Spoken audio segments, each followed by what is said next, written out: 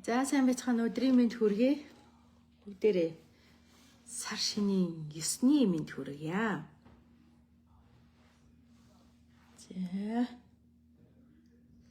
За тэгэхээр миний талаар асуудлаар энэ тэмдэг үзэл бодлоо илэрхийлсэн намайг ойлгож дэмжиж байгаа хүмүүс бас үнэхээр их байгаад их талархалтай байна.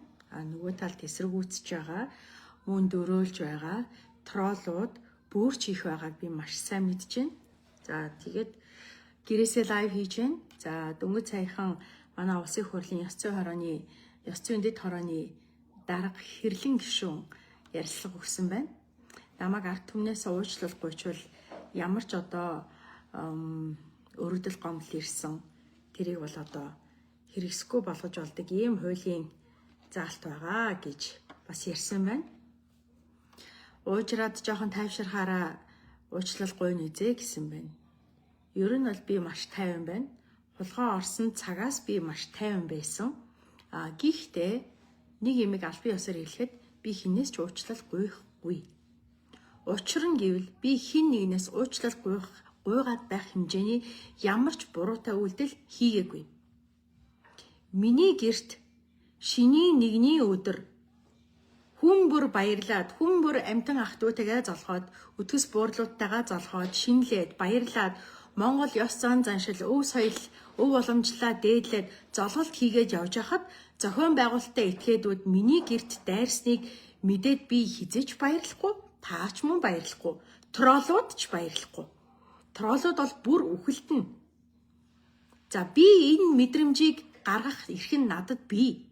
Үндсэн хуулиар олгогдсон хүн уг үзэл бодлоо илэрхийлэх эрхтэй гэд үндсэн хуулиар олгогдсон эрх байгаа.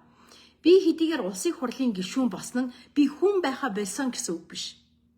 Би улсын хурлын гишүүн гэдэг өөрөөр хэлбэл ард түмнийг төлөөлж, тэдний дуу хоолойг одоо илэрхийлж, тэдний дуу хоолой болж, тийм үү, тэдний эрх ашигын төлөө ажиллана гэж тангараг үргэсэн ч гэсэн би хүн байхаа болно, мэдрэмжээ илэрхийлэхэ болно, тийм ээ? Надад баяр гуйныг юу ч тохиолдсон би гишүүн хүний ингээд дүлий дүн баригод ингээд би амаа хамхиад нүдэ чимхэд чихээ бүглээс сууж ингэж тангараг өргөөгүй юм а.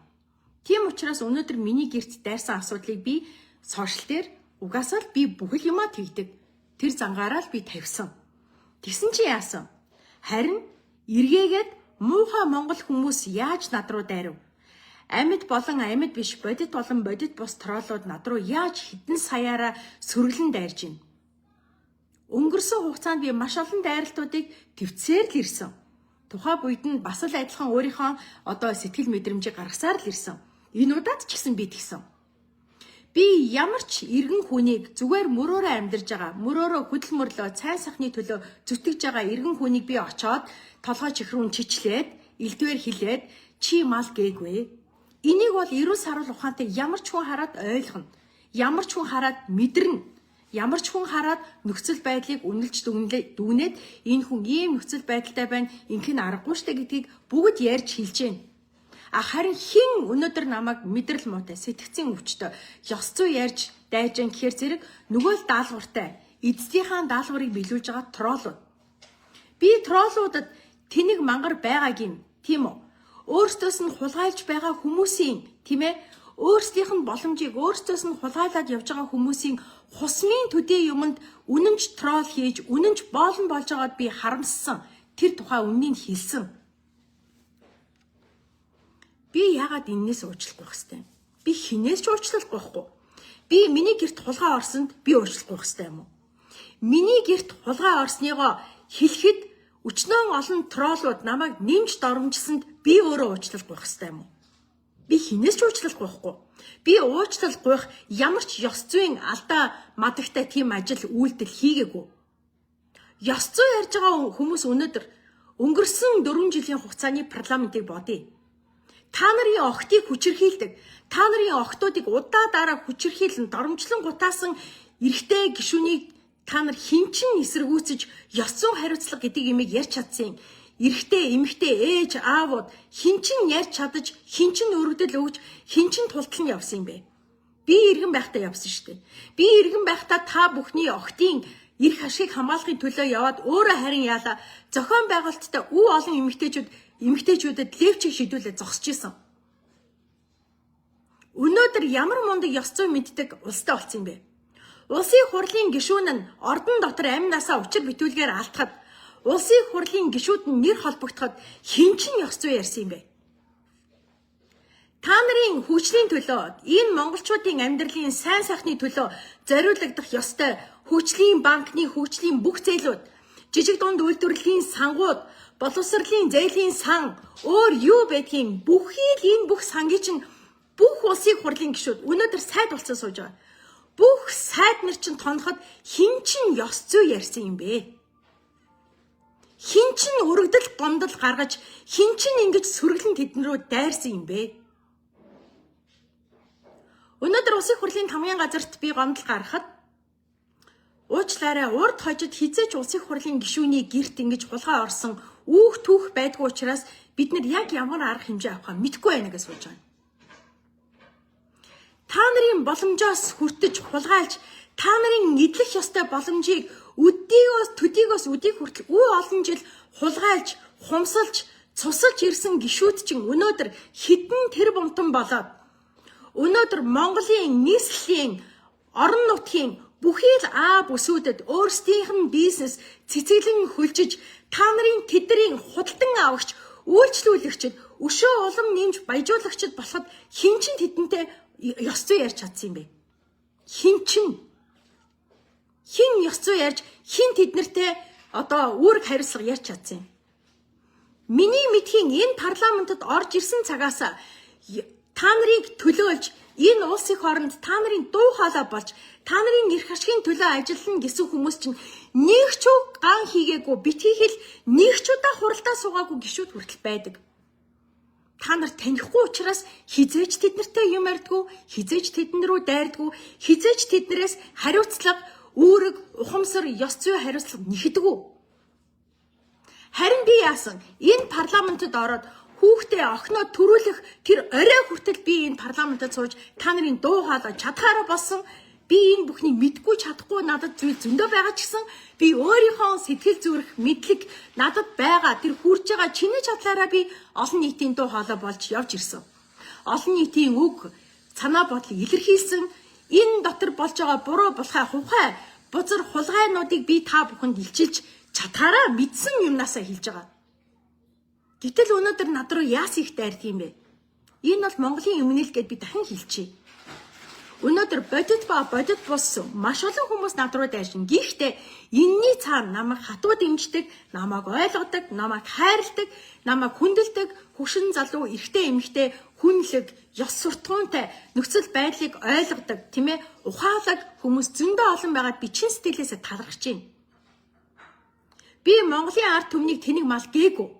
Энийг үдсэн хинч ойлгоно. Харин би өөрсдөөс нь өдөр бүр хулгайлж байгаа. Өөрсдийг нь өөрсдийнхөө үнэнч болгоод дөрлөөд энэ хэлэх оюун санаа, бичих гарыг нь хүртэл боолоо болгоод тролло болгоцсон хүмүүс би имийнж байгаа.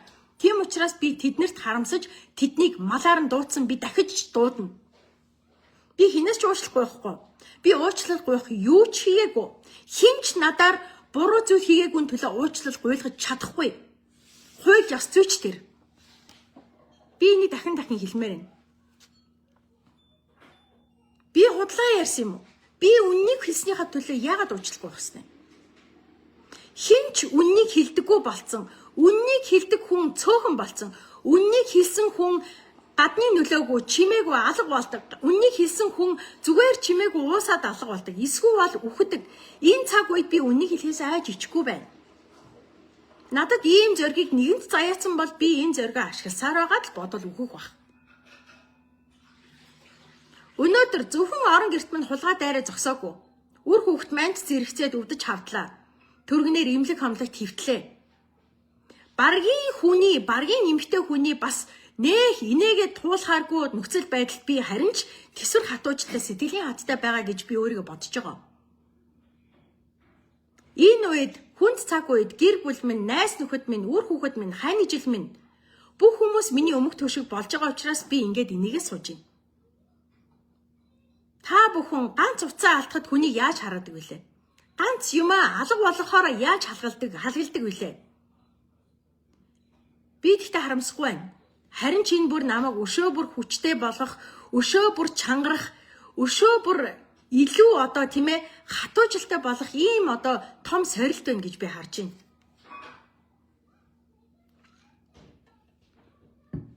Тэгээ би дахин хэлье.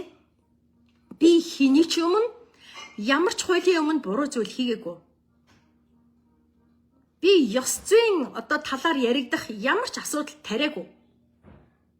Өнгөрсөн хугацаанд намайг ёс зүйн одоо дид хороогоор орж исэн гэсэн. Би тэр үед ёстой хөрхийн минь юм мэдгүй дээ. За яшоо тэгээ уушлахгүй ч тийгсэн болгоё гэд би тэрийг хүлээн зөвшөөрч исэн. Хуулийн хүрээнд тэр ямар ч одоо тийм хариуцлага хүлээхээргүй тийм асуудалд намайг дахиад олон нийтээрээ бүлийжж байгаад би за гэж хүлээн зөвшөөрөл ингээ өнгөрсөн. Одоо бол би тийхгүй. Би ёс зүйн ямар ч хэм хэмжээг алдаагүй, ёс зүйн ямар ч доголдол гаргаагүй. Харин над руу троллуудыг бол би тоохгүй. Харин би үнэхээр өөрийнхөө одоо нэр нүрээрээ намайг доромжилж байгаа хүмүүстэй би хариуцлага тооцно. Би эргээгээд тэр хүмүүст би гомдол гаргана. Яхаараа Монгол улсаас өргөмжит консул болж тийм ээ энэ их одоо шаштар нэр хүнд сэтрийг зээш.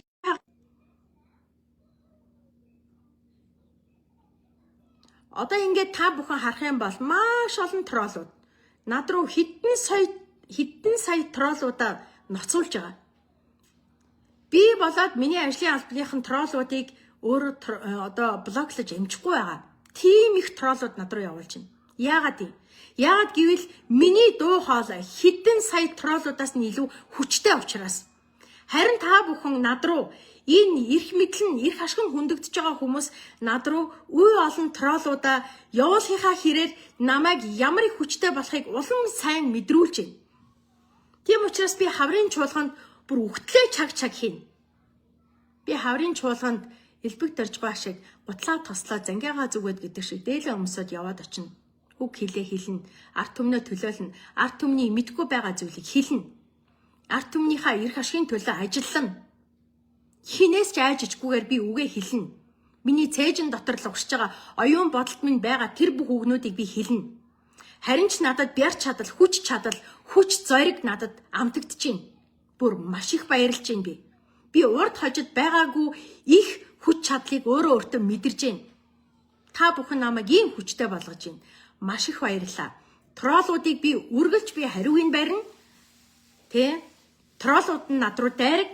Та нар 10 сая, 20 сая, 30 сая троллдод ч миний нэг үгнээс ч тэнцэхгүй тийм хүчгүй, сулгүй. Та нарын эрх мэдэлтэй хідэн тэр бомыг атгах байгаа хүмүүс надаас айж гин. Ганцхан надаас ойлгож гин үү? Та нар тийм л хүчгүй. Миний ганцхан хэлэх үг ямар амар хүчтэй болохыг та нар хаврын чуулганаас харна. Би хинээс ч уучлахгүй. Хүч, бяр чадал, чин зүрх зориг маань надад амтагдж гин. Та нар энийг надад мэдрүүллээ. Маш их баярлалаа. Ийм л байна.